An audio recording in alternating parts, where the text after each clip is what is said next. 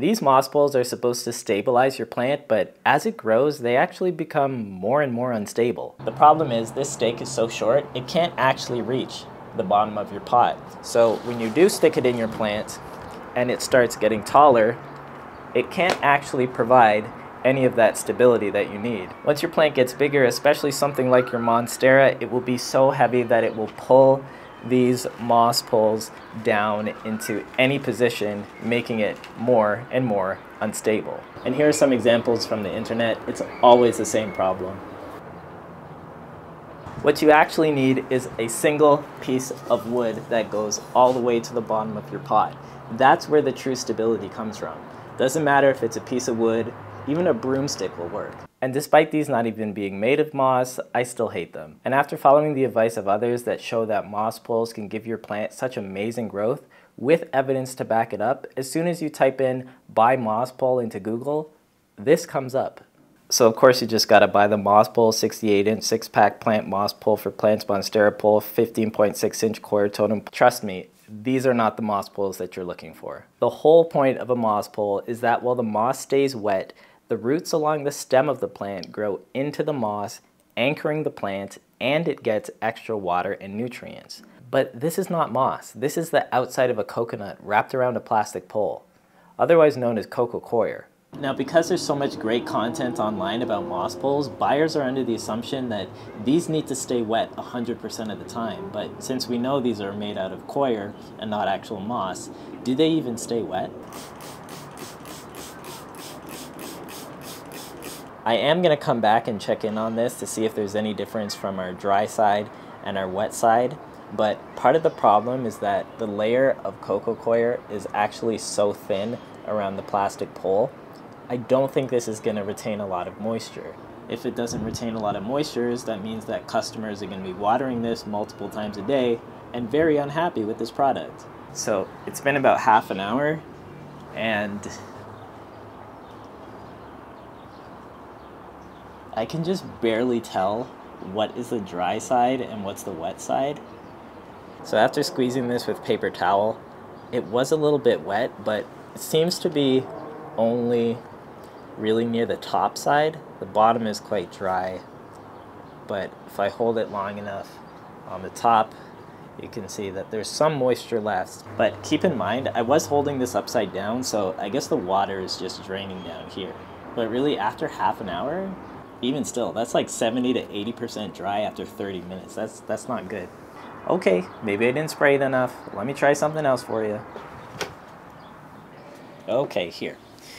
Maybe the people won't complain after this. Now, this seems a little excessive, but we gotta try out all the options. Okay, so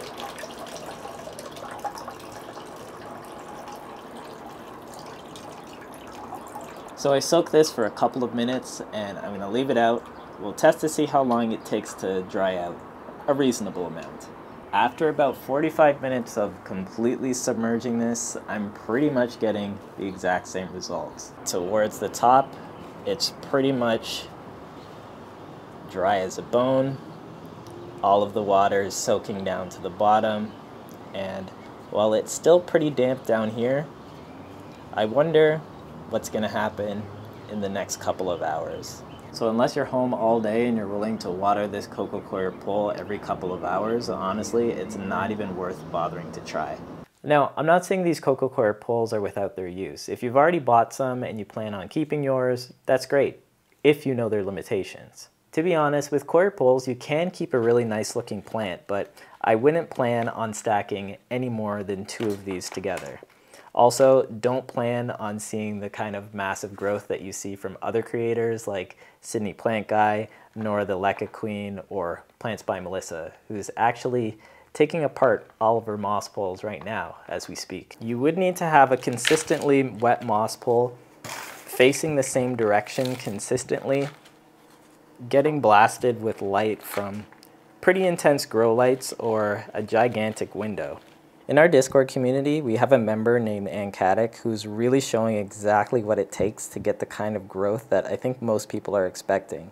Hidden behind this moss pole is a several feet tall metal rod, and it's getting blasted with light from really high intensity grow lights, and it's giving it the best growth possible. And if you are looking for any kind of plant help, you should really consider joining our Discord community. We have over 2,000 members with a help forum with lots of people with some great knowledge, willing and able to help you out. The link to join our Discord is in the description. I think something like this would work for me, maybe stacking one more on top, letting the plant reach it, and then just having it drape back down. Modest growth and modest expectations for what I think is a subpar product. For a more impressive pothos totem in extreme light, it's better suited with a wide wooden pole. This one is about 4 inches in diameter, and as you can see, the aerial roots stick to any rough surface. It can be wood, coir, burlap, or wet moss. The plant just really wants to be stable. Of course, with a wooden pole, the only trade-off is that it's not extendable, but as we've seen, the more that you stack these on top of each other, the less stable it becomes. So take that with a grain of salt. There are other options like the popular D-shaped moss pole that does have a plastic back and offers some interlocking for decent stability, but keep in mind, high quality moss is pretty expensive, and over time those costs do build up. Wood is an inexpensive and stable way to stake your plant. Yes, eventually untreated wood will start to break down in your pot, but if you have good soil and good watering techniques, you could probably get about 2 or 3 years out of a pole before it starts to break down. That's why you should choose a more rot-resistant wood like cedar or birch to extend the lifespan of your pole. Just so I can show you, this is an example of a birch bark pole that was in my Monstera for about 3 years. As you can tell, this part is extremely rotted out, but you can just cut, or honestly rip off any part that's already rotted. One technique, you can just break it off, and basically when it stops breaking, then it's not rotting anymore. Then I just put it upside down and use the other end. It's fine. Honestly, it's fine. If you have really good lighting, most plants would have already outgrown a 3-foot wooden pole within 2 years. So after 2 to 3 years, I definitely think it would be time for your plant to be cut, reset, and replanted in a new pot with a new pole. If you're looking for something more reliable and reusable, you could get a PVC pipe, cut to size, and just wrap a piece of burlap around it. Should you wet this moss pole or keep it dry? You don't need to wet this product, just insert it into the soil. Oh. How many coir moss poles should you use for more stability? You can use them individually or together, but fewer totem poles, you'll have more stability.